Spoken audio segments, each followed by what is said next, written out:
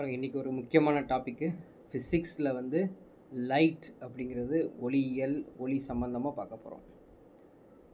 So பார்த்திங்கன்னா இது ஒரு கம்ப்ளீட் லைட் சாப்டராக வந்து இப்போ ஃபுல்லாகவே பார்க்க போகிறோங்க. இதில் வந்து பார்த்திங்கன்னா லைட்டில் வந்து நிறைய விதிகள் உண்டு. அதே மாதிரி லைட் ஃபார்முலாஸ், நிறைய நியூமரிக்கல் ப்ராப்ளம்ஸ்லேருந்து கொஷின்ஸ் கேட்டுட்ருக்காங்க. ஆல் காம்படிட்டிவ் எக்ஸாம்ஸ்லேயும் வந்து இந்த லைட் அப்படிங்கிற ஒரு சாப்டரில் கொஸ்டின்ஸ் தொடர்ந்து கேட்டுக்கிட்டு தான் இருக்காங்க. ஸோ இந்த டாபிக் பொறுத்த வரைக்கும் லைட்டு, சவுண்டு, சரிங்களா, இதெல்லாம் நிறையா வந்து நீங்கள் ப்ராக்டிஸ் பண்ணி படித்து நிறையா ப்ராக்டிஸ் பண்ணி வச்சுக்கணும். இதுலேருந்து நிறையா கொஸ்டின்ஸ் வந்து டச் பண்ணுறாங்க. அதுவும் வந்து numerical problems SSC, RRB examination, ஏன் டிஎன்பிசிக்கே ஒரு தடவை இதுலேருந்து ஒரு கொஷின்ஸ் வந்து நியூமரிக்கல் ப்ராப்ளம்ஸ் வந்து கேட்டிருக்காங்க. அதனால் நீங்கள் வந்து இந்த பர்டிகுலர் சாப்டரில் நிறையா கான்சன்ட்ரேட் பண்ணணும், சரிங்களா. ஸோ ஒன் டைம்லாம் படித்தாலாம் ஞாபகத்தில் இருக்காது, ரிப்பீட்டட் டைம்ஸ் படிக்கணும், சரிங்களா. ஸோ டிஃப்ரெண்ட் மோட்ஸில் இந்த டாப்பிக்கை நீங்கள் வந்து படிக்கணும், ஓகேங்களா.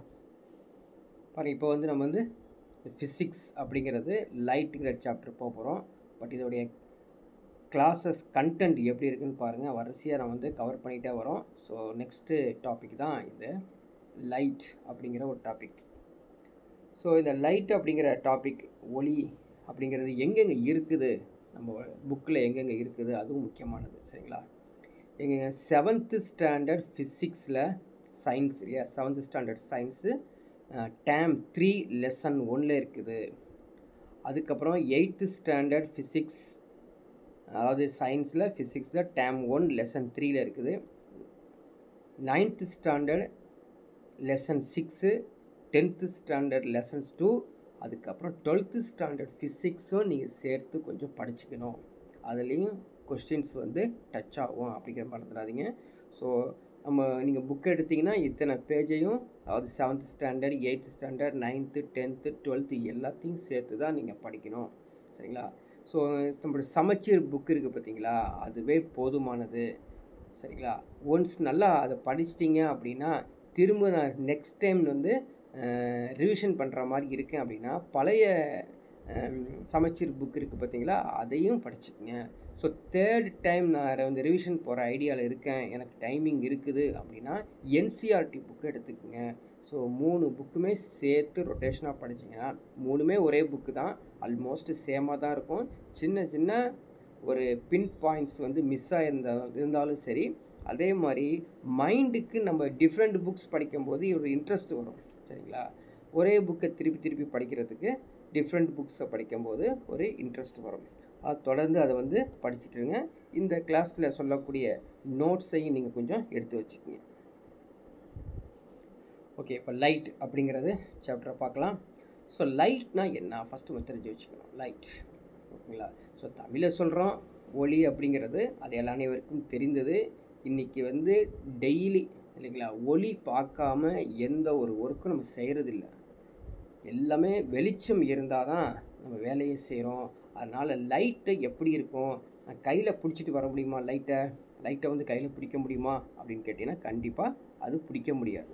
ஏன்னு கேட்டிங்கன்னா அது எப்படி இருக்குது, எனர்ஜி சோர்ஸஸாக இருக்குது. It's a form of energy, சரிங்களா. It's a form of energy அப்படின்னா ஒரு ஆற்றல், ஒரு வகையான ஆற்றல் மூலமாக உள்ளது அப்படிங்கிறது நீங்கள் புரிஞ்சு வச்சுக்கணும், ஓகேங்களா.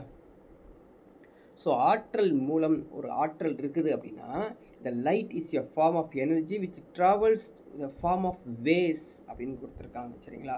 அதாவது அது வந்து அலை வடிவில் பரவுகிறது அப்படிங்கிறது சொல்கிறாங்க. சரி, வேறு என்ன சொல்லலாம், இதோடைய லைட்டுடைய அந்த ரே இருக்குது பார்த்தீங்களா, அந்த ரே ஆஃப் லைட்னு சொல்கிறோம் அப்படிங்களா, அதனுடைய போகக்கூடிய வழி இருக்குது பார்த்தீங்களா, அந்த ஒளி கதிர் அப்படின்னு சொல்கிறோம். அதே மாதிரி இந்த ஒளி கதிர்கள்லாம் சேர்ந்துருச்சு அப்படின்னா பீம் ஆஃப் லைட் அப்படிங்கிறதும் சொல்கிறோம், ஓகேங்களா. சரி, இப்போ நம்ம என்ன பண்ணுறோம் அப்படின்னு பார்த்தீங்கன்னா, ஒரு சின்ன ஆப்ஜெக்ட் வழியாக, so any object which gives out light the source of light அப்படின்னு சொல்கிறோம். ஸோ எங்கேருந்து அந்த ஒளி மூலம் வருகிறது அப்படிங்கிறத சொல்லி ஒளி மூலங்கள் அப்படின்னு சொல்கிறோம், ஓகேங்களா. சரி, ஏதாவது ஒரு பொருள் இருக்குது, அது வந்து நமக்கு எமிட் ஆகிட்டே இருக்குது. So emit their own light, அதுவே தானாகவே நம்மளுக்கு வந்து எமிட் ஆகிட்டு இருக்குது அப்படின்னா அதை நம்ம என்ன சொல்கிறோம்? லியூமினஸ் லைட் அப்படின்னு சொல்கிறோம். ஒளிரும் பொருட்கள் அப்படின்னு சொல்லுவோம். இதுக்கு வந்து பேர் என்னது?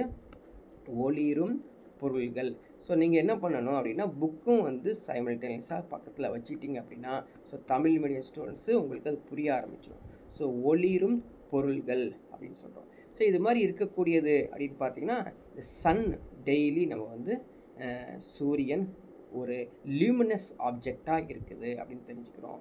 ஸோ அதே மாதிரி சன் அப்படிங்கிறது ஒரு ஸ்டார் தான், அது ஒரு நட்சத்திரம் தான் அப்படிங்கிறதும் நம்ம புரிஞ்சுக்கணும். ஓகேங்களா? ஸோ இதை பற்றி அடுத்தடுத்தது எப்படி நம்ம எக்ஸ்பிளைன் பண்ண போகிறோம் அப்படிங்கிறதான் இந்த பாயிண்டில் நம்ம வந்து கூற போகிறோம். பாருங்கள், இந்த ஸ்டார்ஸ் எல்லாத்தையும் பார்க்குறதுக்கு ஒரு ஃப்ளூரசன்ஸ், சரிங்களா? ஃப்ளூரசன்ஸ் சொல்கிறோம் இல்லைங்களா? அப்படிங்கிற ஒரு நகரம் எங்கே இருக்குது? இத்தாலியில் இருக்குது. அந்த இத்தாலி நாட்டில் உள்ள ஃப்ளோரசன்ஸ் அப்படிங்கிற ஒரு நகரத்திலேருந்து கலீலியோ பயன்படுத்திய தொலைநோக்கி காணப்படுகிறது அப்படிங்கிறது மறந்துடாதீங்க. So Galileo is presently kept in Florence in Italy அப்படிங்கிற ஒரு இன்ஃபர்மேஷன்ஸ் நம்ம சமச்சீர் புக்கிலே காணப்படுது, நீங்கள் படிச்சுக்கலாம். இப்போது இங்கே ஒரு பகுதியை பார்த்தீங்கன்னா அது டூ யூ நோ அப்படிங்கிறதான் நம்ம புக்கில் இருந்திருக்கோம். அதில் வந்து பார்த்திங்கன்னா இந்த சூரிய கிரகணம் சந்திர கிரகம் என்றால் என்ன அப்படின்னு சொல்கிறோம். ஓகேங்களா? ஸோ சந்திர கிரகணம் அப்படிங்கிறது லூனார் எக்லிப்ஸ் அப்படின்னு சொல்கிறோம் இல்லைங்களா? அது என்ன நடக்குது அப்படிங்கிறது பார்க்க போகிறோம். அதே மாதிரி சூரிய கிரகணம் சோலார் எக்லிப்ஸ் அப்படின்னு ஸோ ரெண்டுக்கும் ஒரு படம் போட்டு அருமையாக புக்கிலே இருக்குது, பார்க்கலாம். ஸோ சூரியன் எடுத்துக்கிட்டிங்கன்னா எந்த ஒரு மாற்றமும் இல்லை, அப்படியே இருக்குது. ஓகேங்களா? அது வந்து சூரியன் சுற்றுவதில்லை, அப்படியே ஒரே இடத்துல தான் இருக்குது. சூரியனை சுற்றி தான் எல்லாரும் போயிட்டுருக்கோம். யார்? எல்லா கோள்களும் போகுதுன்னு நம்ம வந்து ஆல்ரெடி தெரிஞ்சிருக்கோம். சரிலாம் இருக்கட்டும். இப்போ பாருங்கள், சூரியன் அதுதான் வந்து ஒளியை கொடுத்துட்ருக்குது. ஒளி வந்து எங்கே விழுதுங்க? பூமியில் வந்து விழுது, சரிங்களா? விழுந்தோடனே பாதி பகுதி என்னதுங்க? ஒளிர ஆரம்பிக்குது, பாதி பகுதி இருட்டாக இருக்குது, சரிங்களா? இதுவும் தெரிஞ்ச விஷயம். இப்போது இந்த சந்திரன் பூமியை சுற்றி சுற்றி வந்துட்டு இருக்கும் பொழுது ஒரே நேர்கோட்டில், அதான் நம்ம வந்து லோயர் ஸ்டாண்டில் படிச்சிருப்போம். ஸோ ஒரே நேர்கோட்டில் வரும் பொழுது இதனுடைய நிழல், அதாவது பூமியுடைய நிழல் எங்கே விழுதுங்க? சந்திரன் மேலே விழுவதனால நம்ம சந்திரன் பார்க்க முடியாது. பூமியில் நிழல் வந்து சந்திரனில் விழும் பொழுது நம்ம வந்து சந்திரனை பார்க்க முடியாது, இருட்டாக மாறிடும். அப்போ சந்திரன் மறைக்கப்படுவது தான் சந்திர கிரகணம், லூனார் எக்லிப்ஸ் அப்படிங்கிறது. ஸோ என்ன, அவங்க மூன் இருக்கு இல்லைங்களா? மூன் வந்து ஹைடன் ஆயிரும். மூன் ஹைடன் ஆயிடுச்சு அப்படின்னா அதுதான் வந்து என்ன சொல்கிறாங்க, அதுக்கு பேர் லூனார் எக்லிப்ஸ். ஸோ இந்த ஸ்ட்ரைட் லைன்ஸை வந்து நீங்கள் அண்டர்ஸ்டாண்ட் பண்ணிட்டீங்கன்னா இதுலேருந்து ஸ்டேட்மெண்ட் கொஷின்ஸ் கேட்டாங்கன்னா நீங்கள் ஆன்சர் கொடுக்க தயாராக இருக்கணும் அப்படிங்கிறது தான் இங்கே முக்கியமான ஒரு பகுதியாக நம்ம தெரிஞ்சுக்கணும். அடுத்தது பார்த்திங்கன்னா சூரிய கிரகணம் சோலார் எக்லிப்ஸ். இதில் என்ன, சூரியன் அது பாட்டுக்கு இருக்குது, ஆனால் சந்திரன் என்னாச்சுங்க, அடுத்த ரவுண்டு சுற்றி வரும்போது சந்திரன் வந்து பூமியை வரக்கூடிய வெளிச்சத்தை மறைச்சிருது, சரிங்களா? ஒளி புகாத அளவுக்கு மறைச்சிருது. அப்போ மறைக்கும் போது என்ன ஆகும்னா, அதாவது when the shadow of moon falls on the earth the sun is hidden. sun is hidden, சரிங்களா? சூரியனையே மறைச்சிருது இந்த என்னதுங்க, மூன் வந்து மறைச்சிருது. ஸோ இப்போ நீங்கள் என்ன தெரிஞ்சுக்கணும் அப்படின்னு பாருங்கள். ஓகே, இப்போ என்ன தெரிஞ்சுக்கணும் அப்படின்னு பாருங்கள். முக்கியமானது சன் பார்த்துங்க, sun a source of light எங்கே? லூனார் எக்லிப்ஸ்லையும் சோலார் எக்லிப்ஸ்லையும். ஓகேங்களா? Earth a opaque object, the moon opaque object, moon screen, earth screen. இது அருமையான ஒரு கம்பேரிஷனுங்க, புக்கிலே இருக்குது, நீங்கள் பார்க்கலாம். ஸோ இந்த அர்த்தத்தை நீங்கள் புரிஞ்சிக்கணும், சரிங்களா? அதாவது ஒரு ஸ்க்ரீன் அப்படிங்கிற திரை என்பது லூனார் எக்லிப்ஸ் சந்திர கிரகணத்தில் வந்து சந்திரனாக இருக்குது. ஆனால் வந்து பார்த்திங்கன்னா சோலார் எக்லிப்ஸ் சூரிய கிரகணத்தில் வந்து திரை என்பது பூமி தான், எர்த்து தான் அப்படிங்கிறது தெரிஞ்சுக்கணும். ரெண்டுக்கும் ஒபேக் ஆப்ஜெக்ட்னா ஒளி புகா பொருள். ஒபேக் ஆப்ஜெக்ட் அர்த்தம் ஒளி புகா பொருள். அப்போது ஒளி புகா பொருளாக செயல்படுவது எது அப்படின்னு பார்த்தீங்கன்னா லூனார் எக்லிப்ஸ் சந்திர கிரகணத்துக்கு பூமியாகவும், சோலார் எக்லிப்ஸ் வந்து 3 ஆகும். ஸோ படிக்கக்கூடாது, படத்தை பார்த்து நீங்கள் புரிஞ்சுக்கிட்டீங்க அப்படின்னா இதுக்கான ஆன்சரை நீங்கள் நீட்டாக புரிஞ்சிக்க முடியும். அதுக்காக தான் அந்த படமும் போட்டிருக்கோம். ஓகேங்களா? ஸோ அடுத்தது பகுதியில் போகலாம். லைட்டு எப்படிப்பட்டவங்க, இவங்கெல்லாம் யார், எப்படிப்பட்டவங்க அப்படிங்கிறத நம்ம பார்க்க போகிறோம். ஸோ லைட் எப்படிப்பட்டவங்க அவங்க சொல்கிறதுக்காக தான் ப்ராப்பர்ட்டிஸ் ஆஃப் லைட், அதாவது ஒளியின் பண்புகள் என்றால் என்ன அப்படின்னு சொல்லி நம்ம 10th ஸ்டாண்டர்டில் படிச்சிருப்போம். அதை நம்ம புரிஞ்சுக்கணும். இதுவும் ஸ்டேட்மெண்ட்டில் கொஷின் கேட்பாங்க. ஸோ இது நம்ம படிச்சிட்டோம். என்னது இது படிச்சிட்டோம் இல்லையா? Light is a form of energy. அந்த கொஷின் நேரடியான கேள்வி கேட்க மாட்டாங்க. அதே மாதிரி light always along a straight line, அதாவது நேர்கோட்டில் செல்வது. அந்த கொஸ்டினும் எக்ஸாமில் கேட்க மாட்டாங்க. எல்லாம் ஈஸியான கொஷினுங்க, எல்லாருக்கும் தெரிஞ்ச கொஷின். எல்லாத்துக்கும் தெரிஞ்ச கொஷினை கேட்க போகிறாங்க, தெரியாத ஒரு ட்விஸ்ட் பண்ணக்கூடிய கொஷினை தான் நம்ம பார்க்க போகிறோம். Light does not need any medium for its propagation. அப்படிங்களா? அதாவது ஒளி பரவுவதற்கு எந்த ஒரு ஊடகமும் தேவையில்லை. சரிங்களா? ஸோ ஊடகம் இருக்கு இல்லைங்களா, ஒளிக்கு ஊடகம் தேவையில்லை, தானாகவே போயிடுவார். It can even travel through vacuum. So அதை வந்து முக்கியமானது, வெற்றிடத்திலும், வேக்குவம்னா வெற்றிடத்திலையும் இதனுடைய வேகம் இருக்க தான் செய்யும். அந்த வெற்றிட வேகம் அல்லது காற்றில் இருக்கும்போது வேகம் தான் இந்த முக்கியமான பாயிண்ட்டை நீங்கள் படிச்சுக்கணும். என்னது? 3 × 10⁸ மீட்டர் பர் செகண்ட். இது இம்பார்ட்டன்ட், எல்லாத்துக்கும் தெரிஞ்சது. சரி, வேகம், சரிங்களா, ஒளியின் வேகம் அல்லது ஒளியின் திசை வேகம், வெலாசிட்டி ஆஃப் தி லைட் அப்படின்னு சொன்னோம்னா, எந்த ஒரு வேகத்தையும் நம்ம கம்பேர் பண்ணணும் அப்படின்னா ஸ்பீட் ஆஃப் தி லைட்டை தான் நம்ம கம்பேர் பண்ணுவோம். ஒளியின் வேகத்தை விட அப்படின்னு அடிக்கடி நம்ம என்ன பண்ணுவோங்க, அதை கம்பேர் பண்ணி தான் நம்ம சொல்லுவோம். இப்போ நம்ம போகக்கூடிய ட்ராவல் ஸ்பீடு கிடையாதுங்க மற்றவங்கள. ஸோ ஸ்பேஸில் போகக்கூடாது, ஒளியின் வேகத்தை விட அதிகமாக போனது, குறைவாக போனது அப்படின்னு சொல்கிறோம். சரி, இப்போது அந்த ஒளி இருக்குது பார்த்தீங்களா, அந்த லைட்டு, அது எப்படிலாம் நம்ம வந்து கீவேர்ட்ஸ் யூஸ் பண்ணுறோம், அதாவது டூல்ஸாக யூஸ் பண்ணக்கூடியது எதுன்னு பார்த்தீங்கன்னா wavelength. It is characterized by wavelength. இது ஒரு முக்கியமான பண்பு. யாருடைய பண்பு? ஒளியுடைய பண்பு, அதனுடைய அலை நீளம், அதோடைய அதாவது அதோடைய சிம்பிள் வந்து லேம்டா. ஃப்ரீக்வன்சி, சரிங்களா, ஃப்ரீக்வன்சி அதிர்வெண். அதே மாதிரி இதை பேஸ் பண்ணி velocity of the light c = v × lambda அப்படிங்கிறத பிடிச்சோம். ஸோ இந்த பகுதியை நம்ம பேசக்கூடியது பார்த்தீங்கன்னா 6th 7th 8th ஸ்டாண்டர்ட்லேருந்து அப்படியே வரிசையாக போகிறோம். சரிங்களா? இப்போது சயின்ஸு ஸ்டூடெண்ட்ஸாக இருந்தால் இதெல்லாம் ரொம்ப ஈஸியாக தெரிஞ்சிருக்கும். நான் சயின்ஸு ஸ்டூடெண்ட்ஸ்க்கு இது புதுசாக இருக்கும், அதனால் வந்து காமனாக சொல்கிறோம், புரிஞ்சுக்கோ. Right. The different color light has different wavelength and frequency. ஏங்க வெவ்வேறு கலராக அவனுக்கு கண்ணுக்கு தெரியுது? ஏன் சிவப்பாக தெரியுது? ஆரஞ்சு ஏன் ஆரஞ்சாக தெரியுது? எல்லோ ஏன் எல்லோவாக தெரியுதுன்னா ஒவ்வொன்றுக்கும் அலை நீளம் மாறிக்கொண்டே இருக்கிறது. அதான் different colours has different light அப்படின்னு நம்ம படிச்சிருக்கோம். ஓகேங்களா? ரைட். அடுத்தது விசிபிளில் பார்க்கும் பொழுது என்ன ஆகும் அப்படின்னு சொல்கிறாங்க. விசிபிளான அர்த்தம் நேக்கட் ஐயில் பார்க்கணும், சும்மா சாதாரண பார்க்கணும்னு வச்சுக்கோங்க. ஒய்லெட் லைட், சரிங்களா, ஒய்லெட் லைட் அதாவது ஊதா நிறம். ஒய்லெட் லைட் என்ன அர்த்தம்? ஊதா நிறம். சரிங்களா? அது வந்து லோயஸ்ட் லெவலத்தில் இருக்கும், குறைந்த அலைநீளம் கொண்டது. ஆனால் ரெட் லைட் இருக்குது பார்த்தீங்களா, ஹையஸ்ட்டு. இப்போது நான் எழுதியிருக்கிறது ரெட்டில் தான் எழுதுறேன். எது சொல்லுங்கள், உங்களுக்கு ப்ரொஜெக்ஷன் ஆகணும், குயிக்காக போய் ரீச் ஆகணும் அப்படின்னா ரெட்டில் தான் எழுதுனா புரியும் உங்களுக்கு. சரி, எங்கேயாவது நம்ம போயிட்டுருக்கும் பொழுது ரெட் லைட் வந்தால் ஸ்டாப் ஆகிடணும். ஏன் ரெட் லைட் வந்தால் ஸ்டாப் பண்ணணும்? உடனே கண்ணுக்கு நம்மளுக்கு வந்து பளிச்சுன்னு போய் கண்ணில் வந்து அப்சர்வ் பண்ணக்கூடியது அப்படின்னு பார்த்தீங்கன்னா ரெட் லைட். ஏன்னா அதிகமான வேவ் லென்த் இருக்குது. சரிங்களா? அதே மாதிரி குறைவான வேவ் லென்த் இருக்கிறது இந்த ஊதா அப்படிங்கிறதும் நம்ம புரிஞ்சிக்கணும், எக்ஸாம்பிள் கேட்கும்போது அண்டர்ஸ்டாண்ட் பண்ணிக்கணும். ஓகேங்களா? அதே போல் ஹைரார்கி, அதாவது இந்த சொல்லுங்க, ஏறு வரிசை இறங்கு வரிசையிலையும் அலை நீளம் கேட்கும் பொழுதும் ஆன்சர் கொடுக்க தயாராக இருக்கணும். ஓகே.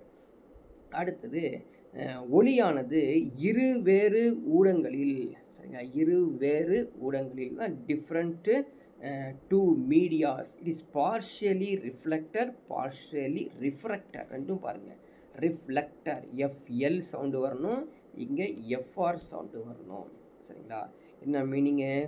ஒளி எதிரொலிக்கும் ஒளி விலகல் ஒளி எதிரொலிக்கும் ஒளி விலகலும் நடைபெறும். வெவ்வேறு வேவ் லென்த்தில் அது வந்து நடக்கும் அப்படிங்கிறதான் இங்கே வந்து நம்ம பார்த்துட்டு இருக்குது ப்ரிசம் அப்படிங்கிறது பார்க்குறோம். ஓகேங்களா? சரி, இப்போ பாருங்கள், இந்த புக்கில் எது கொடுத்துருப்பான், ரெட்டு பார்த்தீங்களா? ரெட்டுக்கான வேவ் லென்த்து படித்து வச்சுக்கணும் கேட்பாங்க. 760 to 647. ஸோ புக்கில் கொடுத்துருக்கிறது red, orange, yellow, green, blue, violet, அவ்வளோதான் கொடுத்துருக்காங்க. இதை நீங்கள் மனப்பாடம் பண்ணிக்கணும். சரிங்களா? கண்டிப்பாக மனப்பாடம் பண்ணிக்கணும், ஈஸியாக மனப்பாடம். ஸோ 424லேருந்து ஸ்டார்ட் பண்ணி 647 வரைக்கும் இருக்குது. எப்படி இருக்கு பாருங்கள், 424 ஸ்டார்ட் பண்ணி 647 வரைக்கும் தான் இருக்குது. ஓகேங்களா? ஸோ இப்போ அது 427, அடுத்த 380 இருக்கு. 427லேருந்து 380. இப்போ இந்த ஆரம்பித்து 647 வருது அப்படின்னா, ஸோ 380, அதாவது 300 to 400 அப்படிங்கிற ரேஞ்சில் ஒய்லெட்டு, அதாவது 600 to 700 வந்து ரெட்டு அப்படிங்கிற ஞாபகத்தில் நம்ம வச்சுக்கணும். எதுக்குன்னா ஒரு போல்டாக நம்ம அண்டர்ஸ்டாண்ட் பண்ணுறதுக்காக தான் நான் இன்ஃபர்மேஷன்ஸ் கொடுக்கோம். It's not exactly correct. சரிங்களா? ரைட். வேறு என்ன செய்யலாம்? 400 நானோமீட்டர் ஈஸியாக ஞாபகம் வச்சுக்கலாமா? 700 நானோமீட்டர் ஈஸியாக ஞாபகம் வச்சுக்கலாம். அவ்வளோதான். அதே மாதிரி இதோடைய ஃப்ரீக்குவன்சி ஞாபகம் வச்சுங்க. இருந்தாலும் இப்போ எல்லோன்னு இருந்துச்சுங்களா, அதோடைய ஃப்ரீக்குவன்சி என்ன? 5.2 × 10⁻14 எப்படிங்கிறதும் நீங்கள் இந்த சார்ட்டை நீங்கள் படித்து வச்சுக்கணும் அப்படின்னு தெரிஞ்சுக்கணும். ரைட். அடுத்தது பாருங்கள், ஸ்பீட் ஆஃப் லைட் என்ன, அது ஒளியின் வேகத்தை வந்து சொல்கிறாங்க. அது ஏற்கனவே படிச்சிட்டோம் நம்ம. இது வந்து அது வெற்றிடத்தில் தான் ஒளியின் வேகம் மிக அதிகமாக இருக்கும், மற்ற இடத்துலலாம் அது கொஞ்சம் குறையும் அப்படிங்கிறத சொல்கிறாங்க. சரிங்களா? இப்போது அதனுடைய ஸ்பீடை தான் நம்ம ஏற்கனவே இந்த படிச்சிட்டோம். இந்த வேல்யூ இருக்குது பார்த்தீங்களா, வெரி ஹை வேல்யூ. பாருங்கள், இப்போ எக்ஸாம்பிளுக்கு ஒன்று சொல்கிறேன் பாருங்கள். ஏற்கனவே படித்தது தான், புக்கில் தான் இருக்குது. Lighting Thunder. ஸோ மழை பெஞ்சா இடி இடிக்குது பார்த்தீங்களா? ஸோ அந்த மழை பெஞ்சு இடி இடிக்கும் போது நம்ம என்ன தெரிஞ்சுக்கிறோம் அப்படின்னு பார்த்தீங்கன்னா, முதலில் வெளிச்சத்தை தான் பார்க்குறோம், ஒளியை தான் பார்க்குறோம், பிறகு தான் சவுண்டு பார்க்குறோம். சரிங்களா? அப்போ ஒளியின் வேகம் வேகமாக நம்ம கண்ணுக்கு ரீச் ஆகிடுது, அதுக்கப்புறம் தான் அடுத்தது. ஓகேங்களா? ஸோ அதனால தான் பார்த்தீங்கன்னா, நம்ம இன்னொரு எக்ஸாம்பிள், அருமையான எக்ஸாம்பிள் சொல்லலாம். நம்ம 2 வீலர் 4 வீலர் வெஹிக்கிள்ஸ்லாம் போகும்போது இண்டிகேட்டரில் வந்து சவுண்டும் வரும், லைட்டும் அடிக்கும். ஆனால் லாங்லேருந்து ஒருத்தர் வராருன்னு வச்சிங்களேன், அவருக்கு சவுண்டு கேட்காது, லைட்டு வந்து கண்டிப்பாக அவர் பிளிங்கிங் ஆகிறது தெரியும். ஸோ சவுண்டு எதுக்கு? நமக்காக தான். நம்ம ஓட்டிகிட்டு போகிறோம், இண்டிகேட்டர் போட்டிருக்கோம், அப்படிங்கிற சவுண்டு நமக்காக தான் தெரிஞ்சுக்கிறோம். அப்போ ரெண்டுமே முக்கியமானதான். ஸோ சவுண்டு அப்படிங்கிறது அடுத்த பகுதியில் பார்ப்போம். இப்போ நம்ம வந்து லைட்டை வந்து தெரிஞ்சுக்கலாம். ஸோ அடுத்த ஒன்று பாருங்கள், the earliest attempt was made by Fizeau. சரிங்களா? Fizeau and with much sophisticated instruments the speed of the light of the air is determined. So எக்ஸாக்டாக ஒருத்தர் கண்டுபிடிச்சிருக்காரு அவர் ஐடியாவில். இது வந்து ரேர் கேஸாக தான் எக்ஸாமில் கேட்க முடியும். சரி, கேட்க மாட்டாங்களே எதுவும் சொல்ல முடியாது, டக்குன்னு வந்து படித்து வச்சுக்கணும். ஓகேங்களா? ஸோ என்ன சொல்லியிருக்காங்க, v ஈக்குவல் டு, அதாவது velocity of the light equal to 2.99792 × 10⁸ metre per second. ஓகேங்களா? அதாவது இந்த ஃபீசுவின் ஆய்வில் அவர் பயன்படுத்திய நுட்பமான கருவியின் மூலமாக ஒளியின் வேகத்தை அவர் அளந்திருக்கிறார் அப்படிங்கிறதும் நம்ம தெரிஞ்சுக்கிறோம். ஓகேங்களா? ஸோ அடுத்தது ஒரு பகுதி ரிஃப்ராக்ஷன்னா என்ன? ரிஃப்ராக்ஷன் ஆஃப் லைட் அப்படிங்கிறது ஒளி விலகல். ஸோ ஃபஸ்ட்டு வந்து பார்த்திங்கன்னா, நம்ம வந்து லைட் சம்மந்தமானது நேமிங்ஸ் மட்டுமே தெரிஞ்சுட்டு போவோம். ஏன்னா இது தெரிஞ்சால் தான் பின்னாடி வந்து கொஞ்சம் ஹை ஸ்டாண்டர்டில் கிளியராக அண்டர்ஸ்டாண்ட் பண்ண முடியும் அப்படிங்கிறதுக்காக தான் போகிறோம். ஸோ ஒளி விலகல்னா என்ன? ஒளி வருது, விலகுது. சரிங்களா? அது பேர் இங்கிலீஷில் ரிஃப்ளெக்ஷன் கிடையாது, ரிஃப்ராக்ஷன். ஆர் சவுண்டு வரணும், மறந்துடாதீங்க. So English medium students R sound, refraction, ஒளி விலகல். என்ன அந்த தமிழில் பார்த்தீங்களா, சொல்லும் பொழுதே அண்டர்ஸ்டாண்ட் பண்ணிடலாம். என்னது, ஒரு லைட் ரே வருது, ஒரு மீடியம் ஊடகம் வழியாக போகும்போது அப்படி என்ன ஆகுதுங்க, கொஞ்சம் டீவேட் ஆகிடுது. அந்த டீவேட் ஆகி விலகி சென்றால் அல்லது சாய்வாக சென்றால், நேராக செல்லாமல் நேர்கோட்டில் செல்லாமல் விலகி சென்றால் அதை தான் வந்து light refraction, light of refraction, refraction light அப்படின்னு சொல்கிறோம். இது இருக்கு இல்லைங்களா, என்ன ஆகும் இந்த ரிஃப்ராக்ஷன் நடக்கும் பொழுது, the difference in the velocity of the light in different media. So ஒவ்வொரு ஊடகத்திலும், வெவ்வேறு ஊடகத்திலும் வெவ்வேறு வேகம், அதோடைய திசை வேகம் மாறுபட்டே இருக்கும். இதுவும் நம்ம வந்து ரிஃப்ராக்ஷன், ஒளி விலகல்னால நடக்குது. ஸோ வந்து என்ன சொல்கிறாங்க, சும்மா மேலோட்டம் படிச்சுட்டு போயிடாதீங்க. ஸ்டேட்மெண்ட், கூற்றுகள், காரணங்களை கேட்பாங்க, மறந்துடாதீங்க. அடுத்து ஒரு அருமையான information, the velocity of light is more in rarer medium, less in denser medium. அதாவது அடர்வு குறைந்த ஊடகத்தில் ஒளியின் திசை வேகம் அதிகமாகவும், அடர்வு மிகுந்த ஊடகத்தில் ஒளியின் திசை வேகம் குறைவாகவும். புரியுதுங்களா? டென்சர்னா என்னச்சுங்க, அடர்வு வந்து அதாவது அடர்வு மிகுந்த ஊடகம் அப்படின்னு அர்த்தம். அங்கே வந்து குறைவாகவும், அடர்வு குறைவாக இருந்துச்சு அப்படின்னா அதில் வந்து கொஞ்சம் அதிகமாகவும் இருக்குது அப்படின்னு தெரிஞ்சுக்கிறோம். அடுத்தது, refraction of light obeys 2 laws of refraction. பார்த்தீங்களா, இதுவும் முக்கியமானது. இந்த ஒளி விலகல் நடக்குது பார்த்தீங்களா, அந்த ஒளி விலகல் 2 விதிகளுக்கு உட்பட்டது அப்படின்னு சொல்லி நம்ம புக் இருக்கு இல்லையா, அந்த புக்கில் சமைச்சர் புக்கில் இந்த படம் போட்டு கொடுத்துருப்பாங்க பாருங்கள். ஒரு டம்ளர் தண்ணி எடுத்துக்கிறோம், அதில் வந்து தண்ணி, அதாவது டிரான்ஸ்பரண்ட்டாக இருக்கணும் அந்த வாட்ரு. ஒரு பென்சிலோ ஒரு குச்சியோ வச்சோம்னா இது நேராகவே வரல பார்த்தீங்களா, இப்படி தானே போகணும், ஆக்சுவலி இப்படி தானே இருந்திருக்கும் நமக்கு. ஆனால் கொஞ்சம் விலகல் ஏற்படுறத நம்ம பார்க்க முடியுது இல்லையா. ஸோ இதுக்கு காரணம் என்ன, இதுக்கு காரணம் என்னங்க, அந்த இடத்துல ஒரு ஒளி விலகலை நம்ம பார்த்துட்ருக்கோம் அப்படிங்கிறத நம்ம தெரிஞ்சுக்கணும். ஓகேங்களா, சரி. இப்போது இது நடக்கிறதுக்கு காரணம் என்ன அப்படின்னா, ரிஃப்ராக்ஷன் நடந்திருக்குது அப்படிங்கிறதான் இந்த இடத்துல பாயிண்ட்டை இன்ட்ரடியூஸ் பண்ண போகிறோம். என்ன ரிஃப்ராக்ஷன் நடந்திருக்குது பாருங்கள். The first law of refraction படித்து வச்சுக்கோ கேட்பாங்க. ஃபஸ்ட்டு லா ஆஃப் ரிஃப்ராக்ஷன் நம்ம படித்து வச்சுக்கோ கேட்பாங்கன்னா என்ன meaning, short brief notes on first law of refraction அப்படி கேட்க போகிறது இல்லை. ஸோ அப்ஜெக்டிவ் கொஷின்ஸில் கேட்க போகிறாங்க, கூற்றுகள், காரணங்கள் அதில் கேட்க போகிறாங்க. ஸோ என்ன செய்கிறோம் பாருங்கள், சிம்பிளாக நீங்கள் உட்காந்து புக்கில் படிச்சுக்கிங்க. ஒரு ஒரு ஒரு ஒரு தளம் மாதிரி ஒன்று ரெடி பண்ணிக்கோங்க, சரிங்களா. அப்போ அங்கேருந்து வர்றது ஒரு லைட்டு, திரும்ப அந்த லைட்டு வெளியே போயிட்டுருக்குது, அவ்வளோதான்.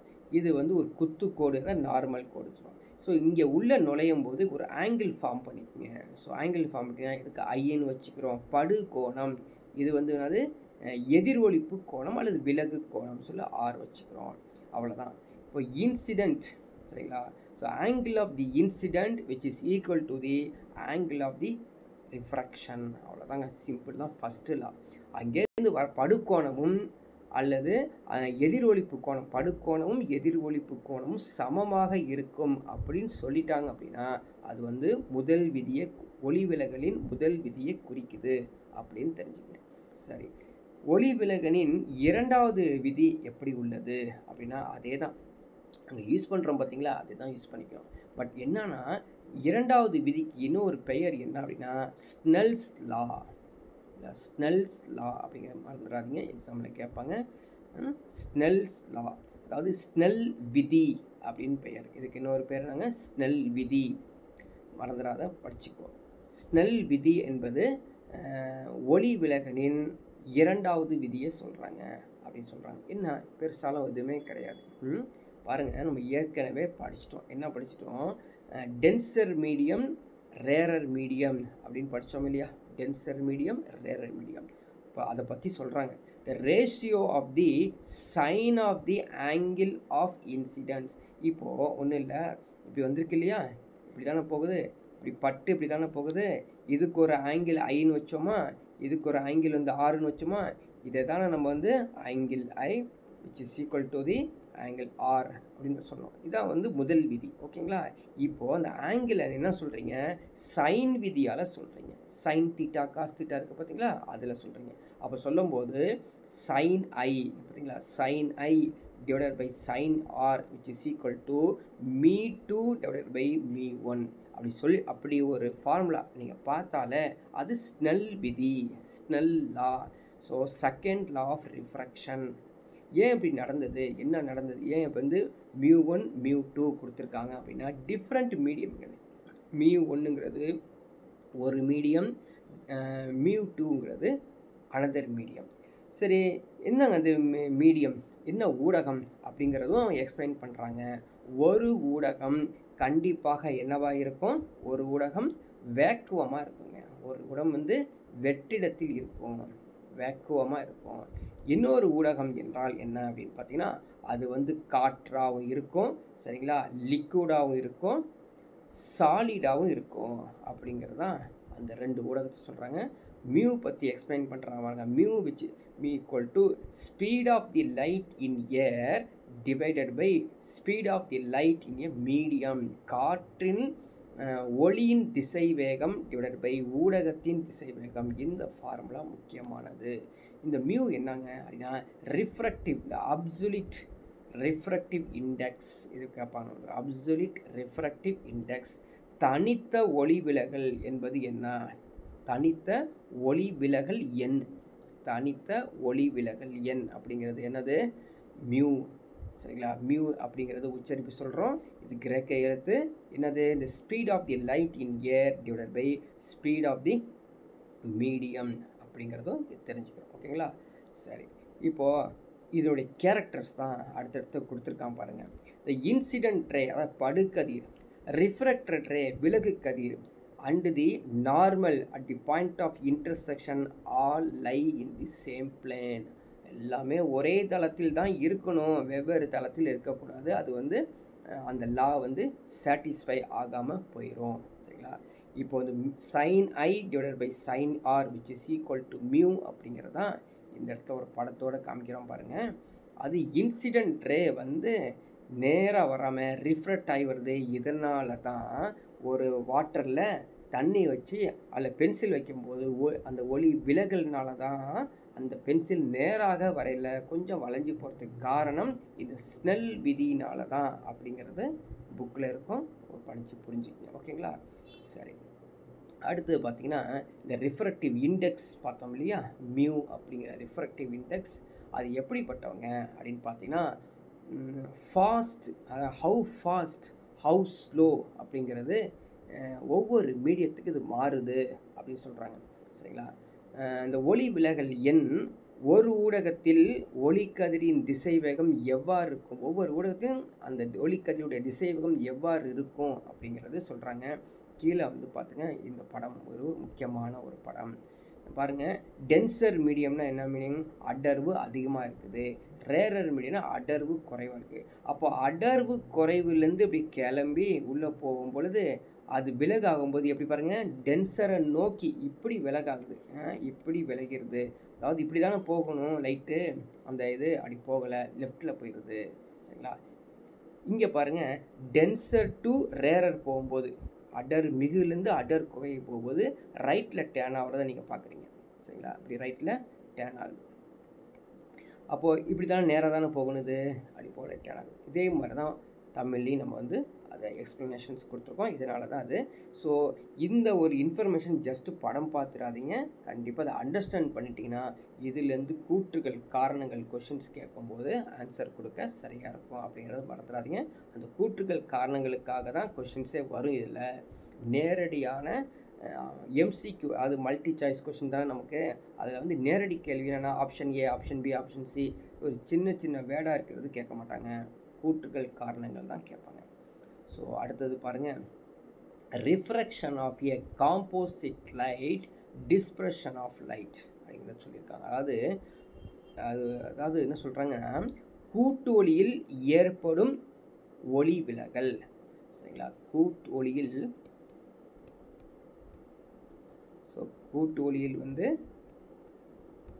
ஏற்படும் ஒளி விலகல் தான் என்ன அப்படின்னு சொல்கிறோம், கூட்டொளி, சரிங்களா. கூட்டொளி, composite light.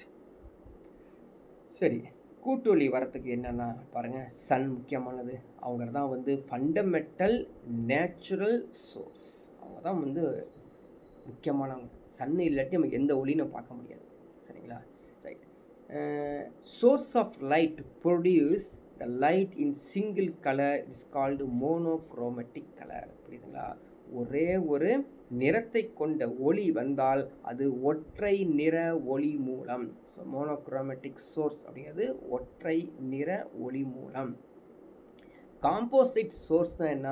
which contains the light of different colors. பல வண்ணங்கள், சரிங்களா, பல வண்ணங்கள், பல வேறு நிறங்கள் உள்ளடக்கிய அந்த மூலங்களுக்கு தான் காம்போசிட், அது கூட்டொளி மூலங்கள் அப்படிங்கிறத தெளிவாக புரிஞ்சுக்கிறோம். ரைட். இப்போ சன் எடுத்துக்கிட்டால் சிங்கிள் லைட் கிடையாதுங்க, மோனோக்ரோமேட்டிக் சோர்ஸ் கிடையாது. ஒரு கொஷின், சரிங்களா. It's a composite light. நிறையா வேவ்லென்ஸ், டிஃப்ரெண்ட் வேவ்லென்ஸில் டிஃப்ரெண்ட் கலர்ஸில் ஒரு பீம் மாதிரி உள்ள இருக்குது. ஒளி கற்றை போல காணப்படுகிறது. இந்த ஒளி கற்றை போல காணப்படுவதால் அதனுடைய ஊடகத்தை நோக்கி போகும்பொழுது அது என்ன ஆகுங்க? Dispersion of light. புரியுதுங்களா? டிஸ்பர்ஷன் ஆஃப் லைட் இது நடக்குது. ஸோ டிஸ்பர்ஷன் ஆஃப் லைட்டை வந்து நம்ம என்ன சொல்கிறோம்? அந்த கூற்றில் ஒளி விலகல் நடைபெறுது. ஸோ ஒளி விலகல் என்பது கூட்டொளியினால் விலகக்கூடிய அந்த ஒளியை தான் ஒளி விலகல், டிஸ்பர்ஷன் அப்படின்னு சொல்கிறோம். இப்போ நம்ம வந்து பார்த்துருப்போம் வானவில், ரெயின்போ பார்க்குறோம் இல்லைங்களா? ஸோ ரெயின்போ வந்து காரணம் டிஸ்பர்ஷன் ஆஃப் லைட். சூரிய வெளிச்சம் என்ன பண்ணுதுங்க?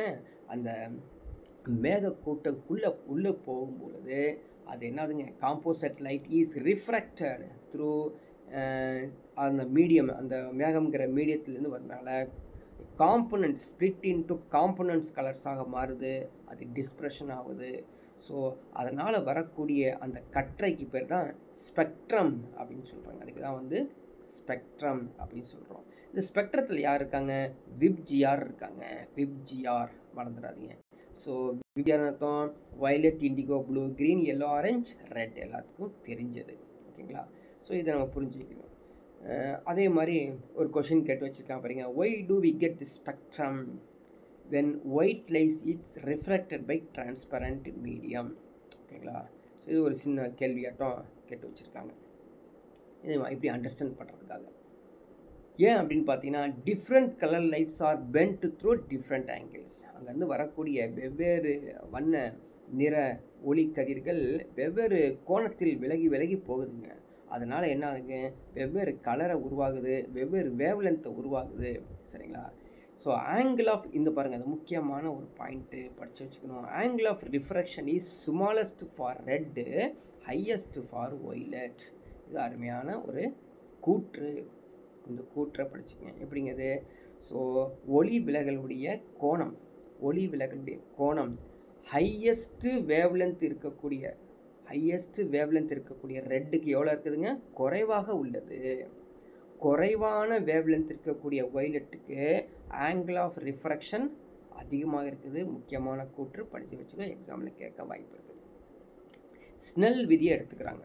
ஸ்னெல் விதியை வச்சு தான் இதை பற்றி நம்ம எக்ஸ்பிளைன் பண்ணிட்டு வரோம். ஓகேங்களா? ஸோ திரும்பவும் வந்து சில பொருட்கள் கொடுத்துருக்காங்க. இந்த பொருட்கள் வந்து வாட்டர், கிளாஸ், டைமண்ட், ஏர். சரிங்களா? தண்ணீர், கண்ணாடி, வைரம், காற்று. ஸோ இதை மட்டும் படிக்கலாமா? கண்டிப்பாக இது சிறப்பாக படிச்சுக்கோ. அதை திரும்ப வந்து உங்களுக்கு பழைய இதே சொல்கிறேன், சிறப்பாக படிச்சுக்கோங்க. இன்னொரு புக் இருந்துச்சுன்னா இதை தவிர்த்து எக்ஸ்ட்ரா 2 மெட்டீரியல்ஸ் கொடுத்துருக்காங்க, ஊடக பொருள்கள் கொடுத்துட்டாங்கன்னா அதையும் சேர்த்து படிச்சுக்கோ. என்சிஆர்டி புக்கு படிச்சின்னா அங்கே ஒரு 2 எக்ஸ்ட்ரா ஊடகம் கொடுத்துருந்தாங்கன்னா அதையும் படிச்சுக்கோ. கண்டிப்பாக கேட்பாங்க. ஸோ ரிஃப்ராக்டிவ் இண்டெக்ஸ் கேட்பாங்க. 1.33 வாட்டருக்கு, கிளாஸ்க்கு 1.5, டைமண்ட் 2.41, ஏருக்கு பார்த்தீங்களா கான்ஸ்டண்ட்டாக இருக்கும். 1 ஈஸியாக நம்ம ஞாபகம் வச்சுக்கலாம். அதனால தான் 3 × 10⁸. அதை பேஸ் பண்ணி தான் ஸ்பீட் ஆஃப் தி லைட் வந்து ஒவ்வொன்றுக்கும் சேஞ்ச் ஆகுது அப்படிங்கிறது தெரிஞ்சு வச்சுங்க. பாருங்கள், இது இல்லாமல் எக்ஸ்ட்ரா நான் கொடுத்துருக்கான் பாருங்கள். இதெல்லாம் மனப்பாடம் பண்ணிக்கணும். வேக்குவமுக்கு, ஏருக்கு, carbon dioxide, ice, pure water, ethyl alcohol, quartz, vegetable oil, olive oil எல்லாத்தையும் நம்ம ஃபஸ்ட்டு புக்கில் உள்ளது சிறப்பாக படித்து ஞாபகம் வச்சுக்கங்க. ரிஃப்ராக்டிவ் இண்டெக்ஸ் கேட்பாங்க. அல்லது எப்படி கேட்பாங்க பார்த்தீங்கன்னா, ஒரு 5 இது கொடுத்துருவாங்க. Ethyl alcohol, quartz, olive oil, carbon dioxide. ஏறு வரிசையில் எழுதுங்க, இறங்கு வரிசையில் எழுதுங்க அப்படின்னு சொல்லுவாங்க. எதை பேஸ் பண்ணி? ஒளி விலகல் எண்ணை பயன்படுத்தி ஏறு வரிசையில் இறங்கு வரிசையில் எழுதுங்க அப்படின்னா தடுமாறிடுவீங்க. சிறப்பாக படிச்சிருந்தால் மட்டும்தான், புரிஞ்சு படிச்சிருந்தால் மட்டும்தான் நீங்கள் வந்து, இப்போ இவங்க எழுதியிருக்கிறதே பார்த்தீங்கன்னா ஏறு வரிசையில் தான் எழுதியிருக்காங்க. புரியுதுங்களா? மேலேருந்து லோ டு ஹை தான் இருக்குது அப்படிங்கிறத தெரிஞ்சுக்கும்.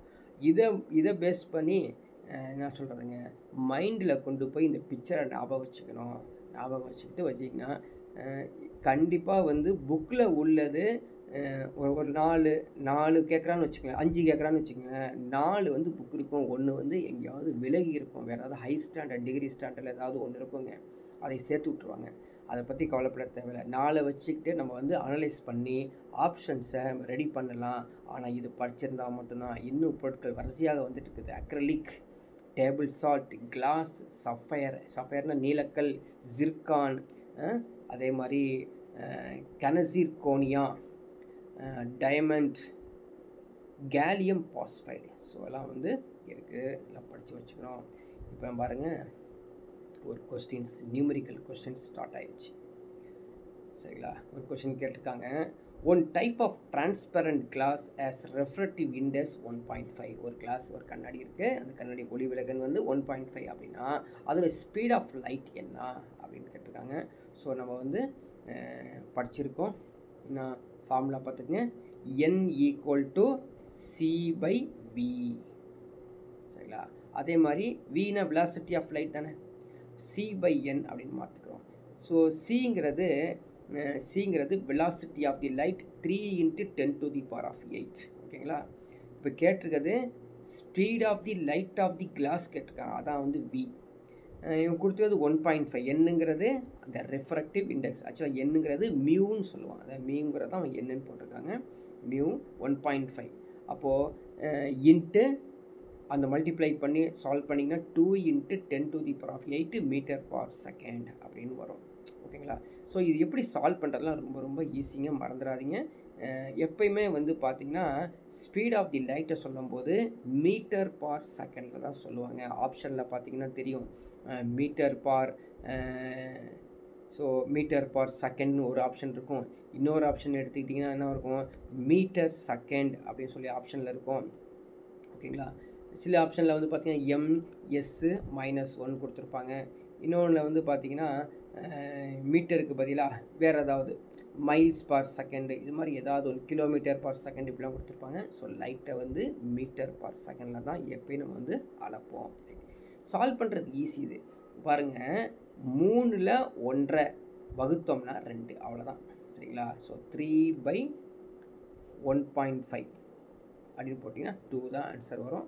ஸோ எப்படிங்கிறது 1.5 என்ன பண்ணுவோம், 30/15 which is equal to 2, அவ்வளோதான். ஸோ இது சின்னதாக கால்குலேஷன் இருக்கும். இந்த இடத்துல கால்குலேஷன் இம்பார்ட்டன்ட் கிடையாது, ஃபார்முலா தான் இம்பார்ட்டன்ட். ஃபார்முலா தெரிஞ்சால் மட்டும்தான் ஆன்சர் கொடுக்க முடியும். சரிங்களா? இது ஒரு கேள்வி. அடுத்த ஒரு கேள்வி பாருங்கள், காற்றிலிருந்து ஒளி விலகல் எண் வந்து 1.5 மற்றும் 50 சென்டிமீட்டர் தடிமன் கொண்ட கண்ணாடியினுள் செல்கிறது. கண்ணாடியின் ஒளி வேகம் என்ன? புக்கில் இருக்குது சம் இல்லையா, புக்கில் இருக்க சம் தான் அப்படியே போட்டிருக்கோம். ஸோ சேம் ஃபார்முலா, ஒளி விலகல் எண் refractive index which is equal to c/v. So நம்ம வந்து இந்த ஃபார்முலா நீங்கள் ஞாபகம் வச்சுருந்தால் மட்டும்தான் எக்ஸாமில் எடுத்து அப்ளை பண்ண முடியும். ஓகேங்களா? சி உடைய வேல்யூஸ் தான் கொடுத்துருக்காங்க. என்னது 3 × 10⁸. இது வந்து 1.5. அதே சம் தான், அது வந்து கண்ணாடி வந்து தமிழில் பார்த்து சொல்கிறோம். ஓகேங்களா? பட் 50 சென்டிமீட்டர் கொடுத்துருக்காங்க, மறந்துடாதீங்க, அதை வச்சு அப்ளை பண்ணுறோம். ஸோ 50 சென்டிமீட்டர் அப்படிங்கிறது 0.5 மீட்டராக நம்ம மாற்றி சால்வ் பண்ணி ஆன்சர் கொடுக்கணும். ஓகேங்களா? அடுத்த ஒரு கேள்வி பாருங்கள், இல்லை கொஷின் புக்கில் இருக்க கொஷின்ஸ். இதே கொஷின் தான் கேட்பாங்க, பெருசாலாம் கேட்க சேஞ்சஸ் இருக்காது, சின்னதாக சேஞ்சஸ் இருக்கும், அவ்வளோதான். ஸ்பீட் ஆஃப் தி லைட் அதோட ஏரில் வந்து 3 × 10⁸. இதுதான் வந்து என்னது, சியை குறிக்குது. சிங்கில் சியை குறிக்குது. மீடியமில் இருக்கிறது என்னது, வியை குறிக்குது. மீடியம் எப்போவுமே வி வரும். Speed of the light of the air வந்து சியை குறிக்கும். இப்போ ரெஃப்ரக்டிவ் இண்டெக்ஸ் மீ ஈக்குவல் டு என்னது, 3 × 10⁸ / 2 × 10⁸ which is equal to 1. இது ரெண்டு கேன்சல் ஆகிடுது. கேன்சல் ஆனால் 1.5 வந்துடும். ஸோ ஒளி விலகல் எண்ணுக்கு எந்த ஒரு யூனிட் கிடையாது, அப்படியே நீங்கள் சொல்ல தெரியணும். இப்போ அதை விட அடுத்த ஒரு கேள்வி, சரிங்களா, அதை விட அடுத்த ஒரு கேள்வி கேட்டிருக்காங்க, the refractive index of water. சரிங்களா? 4/3. Refract index of the glass 3/2. Find the refractive index. படிச்சிருக்கோம் இல்லையா? ஸோ பாருங்கள், ஃபார்முலா இதான் முக்கியமானது. Reflected of the glass divided by, எப்பயுமே வாட்டர் லிக்யூட் எல்லாமே இருக்குது பார்த்தீங்களா, டினாமினேட்டரில் தான் இருக்கும். வாட்டர் லிக்யூட் எல்லாமே டினாமினேட்டரில் இருக்கும். மேலே வந்து பார்த்தீங்கன்னா கிவன் என்ன கொஷின்ஸோ அதை வந்து கேட்பாங்க. ஓகேங்களா? ஸோ டினாமினேட்டரில் வந்து வாட்டர் எப்பயுமே இருக்கும். அதாவது லிக்யூடு வாட்டர் எல்லாம் பார்த்துருக்கோம் இல்லையா, அது இருக்கும். நியூமரேட்டரில் வந்து என்ன கேட்டிருக்காங்களோ அதுதான் வரும். ஓகே, இப்போ எடுத்து அப்ளை பண்ணி பாருங்கள். இப்போ கிளாஸ்க்கு என்ன கொடுத்துருக்காங்க, 3/2, வாட்டருக்கு 4/3. ரெசிப்ரோக்கல் பண்ணணும், அவ்வளோ சிம்பிள் கால்குலேஷன். என்னது, 3/2 டிவைடட் பை 4/3னா அப்படி ரெசிப்ரோக்கல் பண்ணிக்கோங்க, அவ்வளோதான். ஸோ 3/4 அதுதான் 9/8. ஸோ 9/8 வந்து 1.125 இது மாதிரி ரேஞ்சில் நீங்கள் கொடுக்கணும். ஓகேங்களா? ஸோ சாதாரண புக்கில் இருக்கக்கூடிய அடுத்த ஒரு எப்படி வந்து விலகி போகிறது அப்படிங்கிறது ஒரு கிளியர் பிக்சர்ஸில் வந்து கொடுத்துருக்காங்க. ஓகே, அடுத்தது போகலாம்.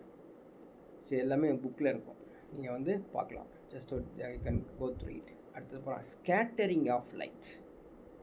அடுத்து பார்த்தீங்கன்னா ஸ்கேட்டரிங் ஆஃப் லைட் அர்த்தம் என்ன, ஸ்கேட்டர் ஆகுது. இப்போ லைட்டை வந்து டிஸ்பர்ஷன் பார்த்தோம், ரிஃப்ராக்ஷன் பார்த்தோம், அப்படியே ஒவ்வொன்றா பார்த்தோம். ஸ்கேட்டரிங் ஆஃப் லைட் அப்படிங்கிறது பார்க்கலாம். So scattering of light, scatter அப்படின்னு கேள்விப்பட்டிருக்கோம் இல்லையா, என்னது, சிதறி போச்சுங்க. அப்போ என்னாச்சு அப்படின்னா, நம்ம வச்சுருக்கிறது அப்படியே சிதறி ஓடிடுது. ஏன் ஓடுது, என்ன பிரச்சனை அப்படின்னா, இது சன்லைட் இருக்கு இல்லையா, அவன் தான் மெயினான சோர்ஸ் நம்மளுக்கு, சன்லைட்.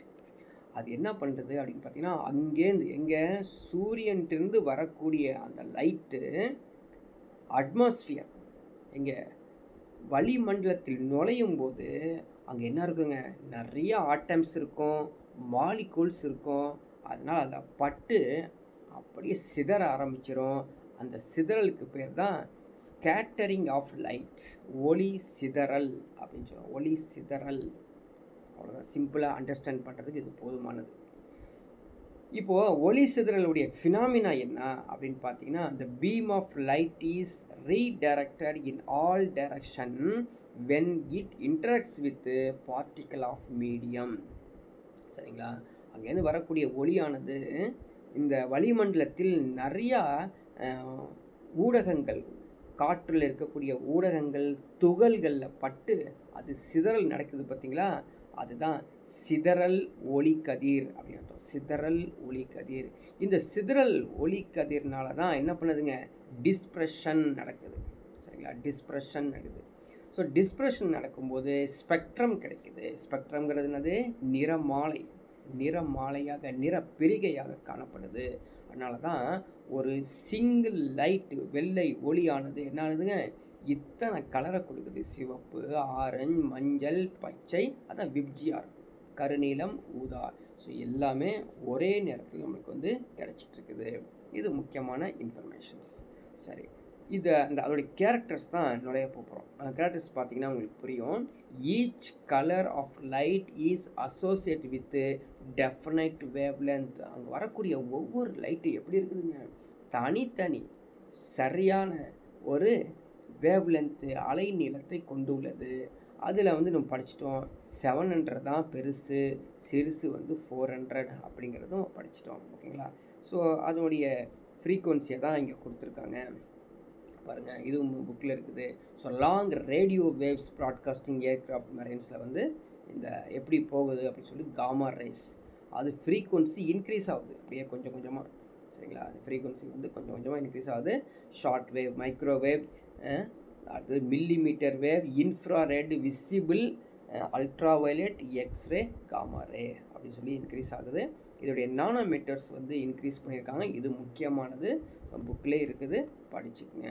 சரிங்களா? என்னென்னா அல்ட்ராவயலட், அதுக்கப்புறம் ஒய்லெட், அதுக்கப்புறம் ப்ளூ, அதுக்கப்புறம் க்ரீன், அதுக்கப்புறம் yellow, orange, red, infra red, இப்படின்னு சொல்லி போயிட்டுருக்குது. அப்படிங்கிறதும் நம்ம எல்லாமே புக்கில் இருக்கிறதா நீங்கள் பார்த்துக்க முடியும். ஸோ டிஃப்ரெண்ட் பிளேஸில் அது எக்ஸ்ப்ளனேஷன் கொடுத்துருப்பாங்க, அதே தான் பாருங்கள். அதே மாதிரி ஃப்ரீக்குவன்சியும் கொடுத்துருக்காங்க பாருங்கள், வேவ் லென்த்து, விசிபிள், எல்லாமே இதுவும் புக்கில் இருக்குது. புக்கில் இருக்கிறத நம்ம வந்து இங்கே ப்ரொஜெக்ட் பண்ணிகிட்ருக்கோம். அதே போல் இந்த வேவ் லென்த் எல்லாமே இருக்கும், இதெல்லாம் நீங்கள் படிச்சுக்கலாம். இப்போ எக்ஸ்ட்ரா நம்ம பார்த்தீங்கன்னா ஃபோட்டான் எனர்ஜியை வந்து கொஞ்சம் சேர்த்துருக்காங்க பாருங்கள். ஃபோட்டான் எனர்ஜி, ஃபோட்டான் ஆற்றலும் இதில் கொஞ்சம் சேர்த்துருக்காங்க. அந்த ஃபோட்டான் எனர்ஜியை நம்ம கொஞ்சம் தேவைப்படும் போது படித்து வச்சுக்கணும். என்னன்னா ஒய்லெட்டுக்கும் ரெட்டுக்கும் படித்து வச்சுக்கோங்க, சரிங்களா? சார் இப்போ க்ரீன் கேட்டால் என்ன பண்ணுறது அப்படின்னா, ஸோ காம்படிட்டிவ் எக்ஸாம்ஸ் பொறுத்த வரைக்கும் எதையுமே விடாமல் படிப்பது தான் புத்திசாலித்தனம். அதனால் எல்லாத்தையும் தான் படித்தாகணும். முக்கியமாக இந்த எஸ்எஸ்சி ஆர்ஆர்பி எக்ஸாம் எழுதுகிறவங்களுக்கு கொஞ்சம் இந்த இந்த பகுதியில் அதிகமாக கான்சன்ட்ரேட்டட் பண்ணணும், சரிங்களா? கான்சன்ட்ரேட் பண்ணி படித்தே ஆகணுங்க, ஓகேங்களா? சரி, அடுத்த பகுதி போகலாம். இங்கே வந்து பார்த்தீங்கன்னா இன்னும் வந்து இந்த ஒய்லெட்டு, ப்ளூ, எல்லோ, ரெட்டு எல்லாத்துலேயும் வந்து வேவ் லென்த்து, அதே மாதிரி க்ரௌன் கண்ணாடியில் எப்படி இருக்கும், ஃப்ளிண்ட் கிளாஸில் எப்படி இருக்கும்னு சொல்லி இந்த புக்கில் கொடுத்துருக்காங்க. அதையும் நீங்கள் கோத்ரூ பண்ணிக்கலாம். Just you can go through it. நான் சொன்ன பார்த்தீங்களா ரெயின்போ வருது அப்படிங்கிறது நம்ம பார்த்துருக்கோம். ஸோ எல்லாமே புக்கில் இருக்கிறதா. சரி, அடுத்து பார்க்கலாம். இந்த சிதறல் நடைபெறுது இல்லையா, இந்த சிதறலின் வகைகள் எப்படி இருக்கும் அப்படிங்கிற டைப்ஸ் ஆஃப் ஸ்கேட்டரிங் அப்படின்னு சொல்கிறாங்க. Types of scattering. ஸ்கேட்டரிங் நம்ம ஆல்ரெடி அண்டர்ஸ்டாண்ட் பண்ணிட்டோம். சிதறல் என்னன்னா, ஒரு ஒளிக்கற்றையானது வரும் பொழுது அப்படியே அந்த மீடியம்னால் அங்கே இருக்கக்கூடிய துகள்கள்னால இன்ட்ராக்ட் பண்ணி அப்படியே விலகி விலகி போகுது அப்படின்னு சொல்லிட்டோம். அப்படி விலகி போனால் எப்படி இருக்கும் அப்படின்னு பார்த்தீங்கன்னா, எலாஸ்டிக் ஸ்கேட்டரிங் ஃபஸ்ட்டு வந்தது. எலாஸ்டிக் ஸ்கேட்டரிங் அப்படின்னு சொல்லுவோம். இரண்டாவது என்ன அப்படின்னா இன்எலாஸ்டிக் ஸ்கேட்டரிங் படிச்சுக்கோங்க. Elastic scattering, inelastic. ஸோ எலாஸ்டிக்னா என்ன அர்த்தம்? மீட்சிதறல், மீட்சிதறல் அப்படின்னு அர்த்தம், சரிங்களா? இன்எலாஸ்டிக் அப்படிங்கிறது வந்து மீட்சி அற்ற, மீட்சி மீட்சி அற்ற சிதறல். அவ்வளோதான், ரெண்டு ஞாபகம் வச்சுக்கோங்க. மீட்சி சிதறல், மீட்சி அற்ற சிதறல் அப்படின்னு பார்த்துக்கோங்க. அவ்வளோதான். சரி, எலாஸ்டிக் ஸ்கேட்டரிங் எதை சொல்லுவோம், எதை நம்ம எலக்ட்ரிக் ஸ்கேட்டரிங் சொல்லுவோம்? எப்படி பாருங்க, the energy of incident beam of light, energy of the incident beam of light and scattered beam of light are same. முக்கியமான பாயிண்ட் கேட்பாங்க கொஷின், புரியுதா? பாருங்க, ஐயும் ஆரும் சமம். எதில்? ஸ்கேட்டரில், ஸ்கேட்டரில். எதில்? எனர்ஜியில், புரியுதுங்களா? அதுனா எலாஸ்டிக் ஸ்கேட்டரிங். அதாவது ஆற்றல் இருக்குது பார்த்தீங்களா, தொடக்க ஆற்றலும் இறுதி ஆற்றலும் சமமாக இருந்தால் அது மீட்சி சிதறல், புரியுதுங்களா? அப்போ மட்டும் நம்ம வந்து இன்எலாஸ்டிக் ஸ்கேட்டரிங்க்கு ஆப்போசிட், நாட் சேம், அவ்வளோதான், not same. So I which is not equal to r, அவ்வளோதான். இந்த பர்டிகுலர் இது எழுதினாலே போதுங்க, எக்ஸாம் ஞாபகத்தில் வந்துடும், டக்கு நம்ம ஆன்சர் கொடுத்துட்டு போயிடலாம், புரியுதா? இது கூற்றுகள் காரணங்களே இந்த இது கொஷின்ஸ் கேட்பாங்க. சரி, இந்த ஸ்கேட்டரிங் இருக்குங்களா, ஸ்கேட்டரிங் நேச்சராக அதனுடைய சைஸு, அதோடைய சைஸு, அதாவது சிதறல் அடைவதற்கு அதனுடைய அளவும் அதனுடைய தன்மையும் பொறுத்து 4 வகையாக ஸ்கேட்டரிங் இருக்கிறது. இது எக்ஸாம்பிள் கேட்பாங்க, நோட் பண்ணிக்கோ. என்னது? Rayleigh scattering. ஸோ ரேலே சிதறல் விதி, இங்கே இருக்கு ரேலே சிதறல் விதி. My scattering, Tyndall scattering, Raman scattering. இப்படி ஒவ்வொரு ஸ்கேட்டரிங் நம்ம வந்து பார்க்க முடியுது, ஓகேங்களா? ஃபஸ்ட்டு பார்க்கலாம் ரேலே ஸ்கேட்டரிங். ரேலே ஒளி சிதறல் விதி என்றால் என்ன அப்படின்னு பார்த்தீங்கன்னா, அங்கேருந்து சன்லைட் வருது. So the scattering of sunlight by atoms or molecules of the gases in the earth atmosphere is relation. சாதாரணமாக நடக்குதுங்க, சாதாரணமாக. அதாவது ஒளி சூரியன்லேருந்து வருது, இங்கே வளிமண்டலத்தில் நம்ம பூமியில் உள்ள வளிமண்டலத்தில் உள்ள நுழையும் பொழுது ஒரு சிதறல் ஏற்படும் இல்லையா, அந்த சிதறல் தான் ராலே சிதறல் அப்படின்னு சொல்லிட்டோம். இப்போ ராலே சிதறலுக்கு அளவு எப்படி இருக்கும் அப்படின்னா, பாருங்கள், the amount of scattering S is inversely proportional to the 4th power of a wavelength அப்படிங்கிறது நீங்கள் மனப்படம் பண்ணி வச்சுக்கணும். இதுதான் ரேலே ஸ்கேட்டரிங். சர்க்கிள் பண்ணியிருக்கேன் பார்த்தீங்களா? So So yes, Rayleigh scattering is inversely proportional to the lambda to the power of 4.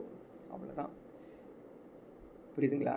அது 4 மடி எதிர் விகிதத்தில் இருக்கும். எது?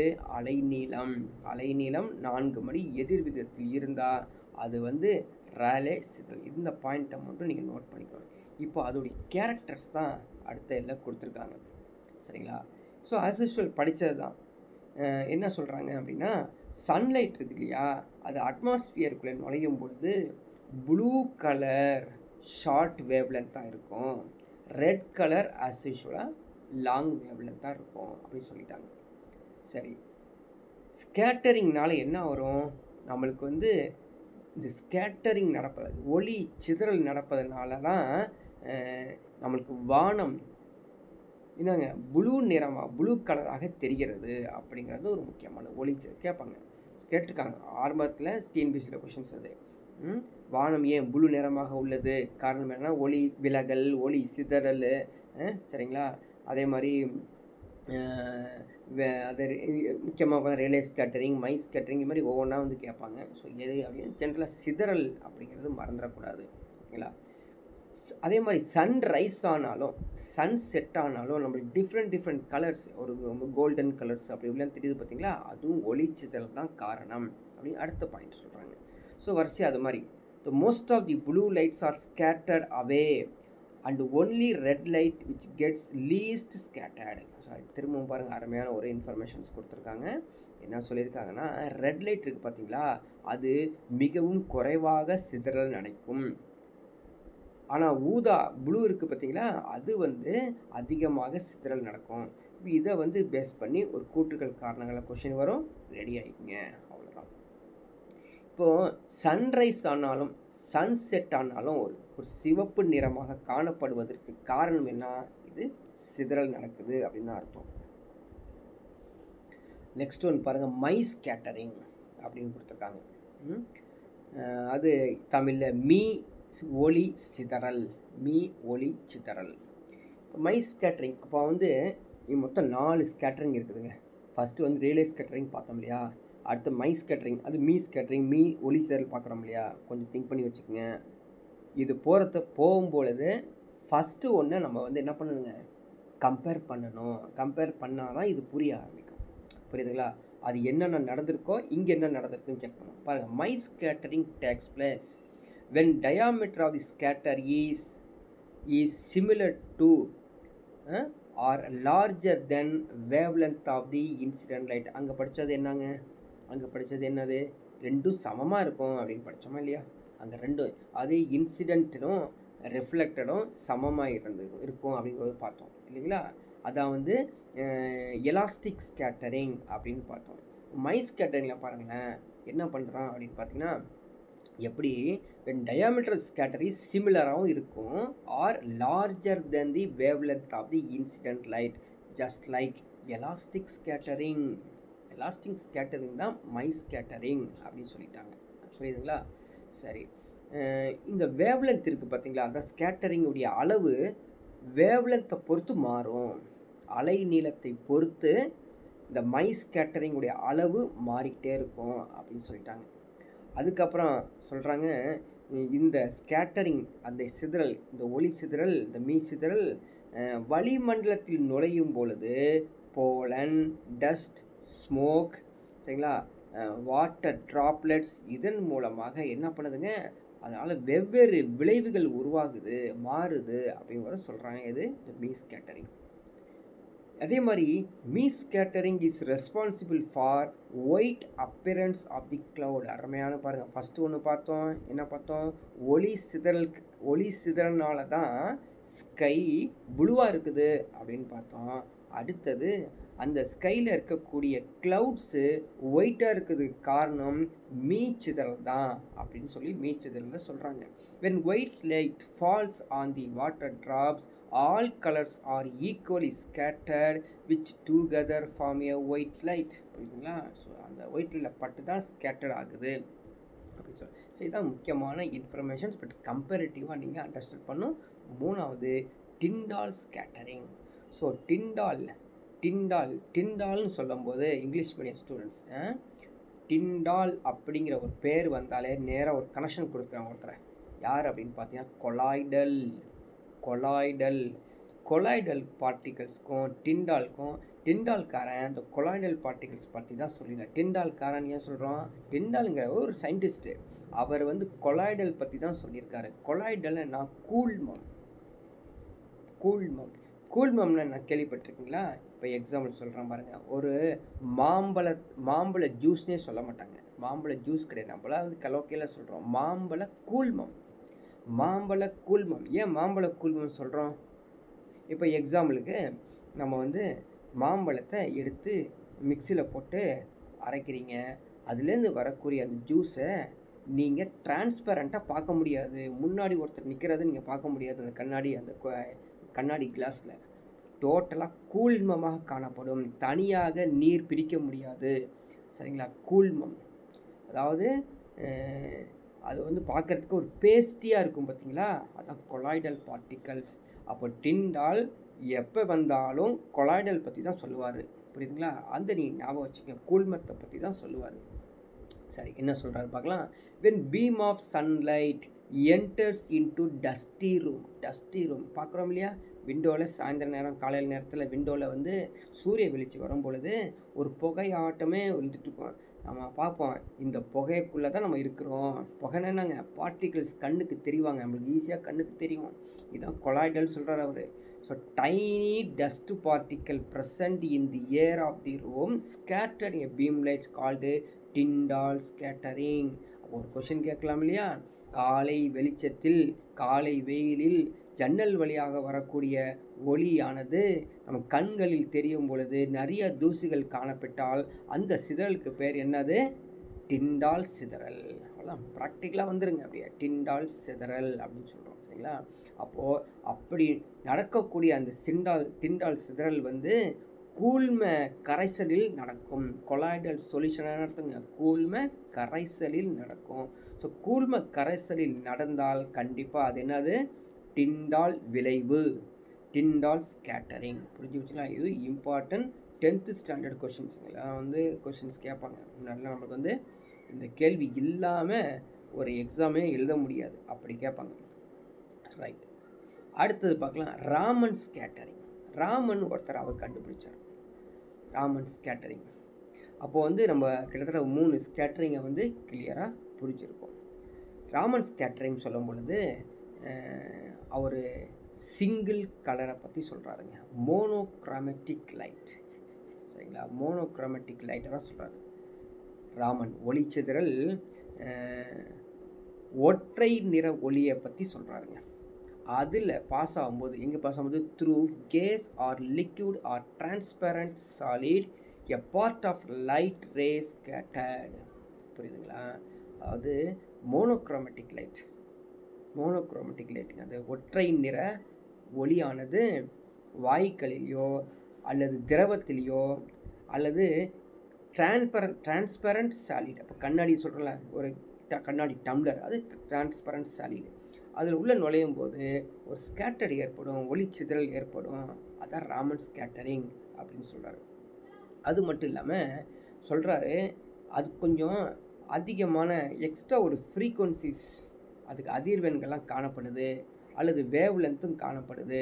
அந்த வேவ் லென்த்தை தான் அதில் வரக்கூடிய ஸ்கேட்டரை தான் ராமன் ஸ்கேட்டரிங், ராமன் எஃபெக்ட், ராமன் விளைவு அப்படி சொல்லுவோம். அப்போ ராமன் விளைவை பற்றி நம்ம ஞாபகம் வைக்கிறது என்னது?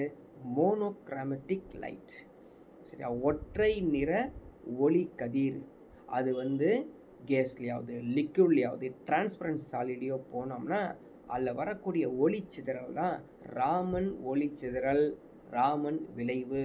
ஸோ நீங்கள் நாளையும் கம்பேரிட்டிவாக ஞாபகம் வச்சுக்கோங்க. சரிங்களா? கொஞ்சம் ஞாபகத்தில் இருக்கா அப்படிங்கிறத பாருங்கள். ராமன் ஒளிச்சிதறல் வந்து ஒற்றை நிற ஒளி போகுது, டிண்டால் வந்து கூழ்ம கரைசலாக போகுது. அடுத்தது மீச்சிதறல் அப்படிங்கிறது என்னது? மீச்சிதறலை பற்றி சொல்லியிருக்கா ஞாபகம் இருக்குங்களா? அது என்னது? அது வந்து எலாஸ்டிக் ஸ்கேட்டரிங். அதாவது அதில் வரக்கூடிய ஒளிச்சதில் நடக்கக்கூடிய அந்த டயாமீட்டர் இருக்குது பார்த்தீங்களா, அது வந்து சிமிலராக இருக்கும் அல்லது அதை விட அதிகமாக இருக்கும். ஏதாவது இன்சிடென்ட் லைட்டை விட அதிகமாக இருக்கும் அப்படின்னு தெரிஞ்சுக்கிறோம். ஸோ அடுத்தது இவன் இருக்கான்ல, பேர் என்னது, ரேலே ஸ்கேட்டரிங். ரேலே ஸ்கேட்டரிங் இல்லையா, அவங்க என்ன சொல்கிறாங்க, the amount of scattering is inversely proportional to the என்னதுங்க fourth power of its wave length. இந்த நாலுத்தையும் நீங்கள் கம்பேரிட்டிவாக படித்தா மட்டும்தான் ஞாபகத்தில் இருக்கும். பொறுத்துகளை கேட்பாங்க, கூற்றுகள் காரணங்களை கேட்பாங்க, தயாராகிக்கணும். ஓகேங்களா? ஸோ அடுத்த பகுதி நம்ம வந்து மிரர் அப்படிங்கிறத வந்து நெக்ஸ்ட் ஒரு கிளாஸில் பார்க்கலாம்.